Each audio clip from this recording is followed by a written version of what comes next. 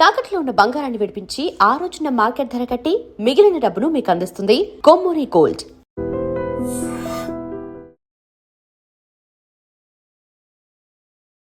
Welcome to I dream. ఈ రోజు మనతో పాటు వాస్తు సాముద్రికం నిపుణులు గోపాలకృష్ణ నాయుడు గారు మనతో పాటు ఉన్నారు. మాట్లాడదాం. నమస్తే అండి, వెల్కమ్ టు అవర్ షో. నమస్తే అమ్మా. సార్, చాలా మంది బెడ్రూమ్ లో దేవుడి ఫోటోలు పెట్టుకుంటూ ఉంటారు కొంతమంది, లేదా అందమైన సీనరీస్ ఫొటోస్ పెట్టుకుంటారు, బేబీస్ ఫొటోస్ పెట్టుకుంటారు, లేదా వాళ్ళ ఫోటోలు వాళ్ళు పెట్టుకుంటూ ఉంటారు.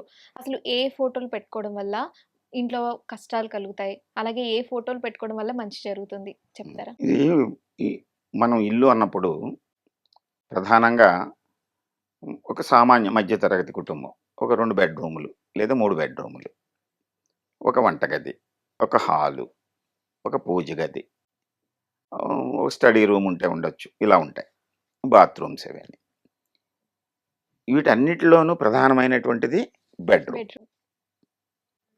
ప్రధానమైనటువంటిది అని ఎందుకని అంటున్నామంటే, ఒక మనిషి ప్రతిరోజు 24 గంటల్లో 8 గంటలు తన గురించి తను బయట డ్యూటీలో ఉంటాడు.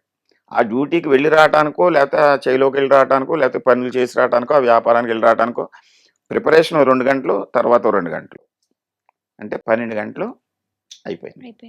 ఇంకా మిగిలిన 12 గంటల్లో తన యొక్క ఆహ్లాదం ఇవన్నీ చూసుకున్నా కనీసం 8 గంటలు నిద్రపోవాలి.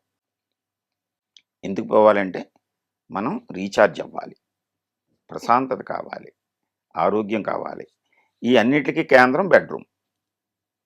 బెడ్రూము మనం ప్రశాంతంగా ఉండాలి, ఆరోగ్యంగా ఉండాలనుకున్నప్పుడు గాలి వెలుతురు రావడానికి తగిన ఏర్పాట్లుండి, ఏసీ రూములు కనుక ఇప్పుడు అయినా సరే పగలు కొంత తీయటానికి ఏర్పాట్లుండి, మనం ఏదైనా చూడాలనుకున్నప్పుడు సాధ్యమైనంత వరకు ఏ రకమైనటువంటి ఫోటోలు, ఫ్రేములు ఏమీ లేకుండా ఉండటమే ఉత్తమం.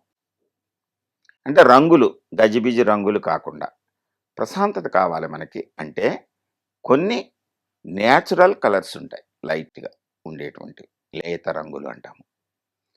అలాంటి రంగులతోటి గదిని మనం తీర్చిదిద్దుకోవాలి. తర్వాత ఈ ఫోటోలు అసలు ఎందుకు పెడతాం? మన గురించి మనం తెలియజేసుకోవడానికో, లేకపోతే మన ఏకాగ్రత కోసమో, పూజ కోసమో ఫోటోలను పెడతాము. అటువంటి సందర్భంలో మనం ఏమైనా పెట్టుకోవాలనుకుంటే దేవుళ్ళ ఫోటోలు మన పూజ గదిలో పెట్టుకుంటాం. ఇంకా బెడ్రూమ్లో దేవుళ్ళ గది ఫోటోలు అవసరము లేదు. ఒకవేళ మనం పెట్టుకున్నా మనకి న్యూనతాభావం వస్తుంది. అంటే కొంతమందికి ఉదయం నిద్ర లేవగానే దేవుణ్ణి చూడాలి మొట్టమొదట అలా అనుకుంటూ ఉంటారు. తప్పలేదు. అంచేత ఆ ఫోటో నిద్ర లేవగానే చూడాలనుకున్నప్పుడు మనం మన ఫోటోలోనూ, లేకపోతే సెల్లోనూ, లేకపోతే ఒక చిన్న అది డ్రా చెరుగులోనూ పెట్టుకుని దాన్ని మనం చూసుకోవచ్చు. అంతేకాదు మన చేతిని మనం దర్శించుకుంటే, మన పూర్వకాలం చెప్తున్నాం, మన భావనే కదా ఇక్కడ భగవంతుడు అనేటువంటిది భావన.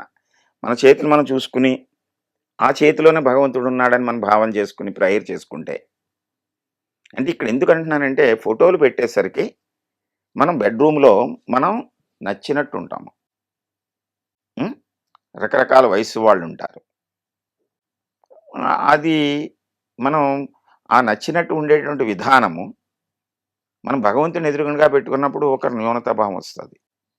పూజ గదిలో ఉన్నట్టు బెడ్రూమ్లో ఉండలేము కదా. అంచేత పూజ గది అనేటువంటిది ఒకటి మనం పెట్టుకున్నప్పుడు, వంటగది అని ఒకటి పెట్టుకున్నాం, అక్కడ వంట పాత్రలు, పదార్థాలు ఉంటాయి. మళ్ళీ ఆ వంటగదిలో స్టవ్ అది అవసరమైతే ఇక్కడ పెట్టుకుందాం, బెడ్రూమ్లో పెట్టుకోం కదా. అలాగే బాత్రూమ్ అటాచ్డ్ ఉన్నా వేరుగా ఉంటుంది, కానీ బెడ్రూమ్లో కనబడుతూ ఉండదు కదా. అంచేత బెడ్రూమ్ అనేటువంటిది ఒక మనం జీవితాన్ని ఆస్వాదించేటువంటి వయసులో ఉన్నటువంటి వాళ్ళు, వయసు మళ్ళినటువంటి వాళ్ళు సేద తీరేటువంటిది, ఇంకా చిన్నపిల్లలు వాళ్ళు ఎదుగుదలని తీసుకునేటువంటిది. ఈ క్రియలన్నిటికీ కూడా ఇక్కడ ఫోటోల పనేమీ లేదు. ఒకళ్ళు పెట్టుకోవాలనిపిస్తే ప్రకృతి సౌందర్యం ఉండేటువంటి సీనరీలు ఇప్పుడు పెడుతున్నారు కొంతమంది. ఒక వాల్ అంతా కూడా సెలయేరు ప్రవహిస్తున్నట్టు, లేకపోతే చక్కని పూలు వికసిస్తున్నట్టు, ఇప్పుడు లేటెస్ట్గా బీచ్ అట్లా పెట్టుకుంటూ సముద్రం, బీచ్ అను, సూర్యోదయం అవుతున్నట్టు, ఇలాంటివి. ఇవన్నీ కూడా బ్రైట్గా ఉండకూడదు. అంటే ఎక్కువ కాంతివంతంగా ఉండకూడదు.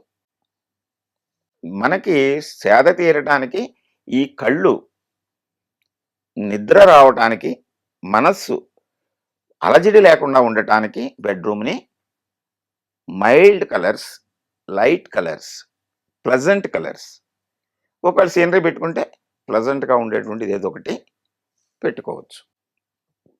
ఇక కొంతమంది కొత్తగా వివాహమైనటువంటి వాళ్ళు ఉన్నటువంటి వాళ్ళకి వాళ్ళ యొక్క సంతానము, వాళ్ళని కనటము ఈ దృష్టితోటి ఉంటారు కనుక మనలో హార్మోన్స్ కరెక్ట్గా అవి రిలీజ్ అవటానికి, భావాలు, శృంగార భావాలు బాగా రావటానికి దానికి తగినటువంటి రంగుల్ని గదిలో వాడుకోవచ్చు.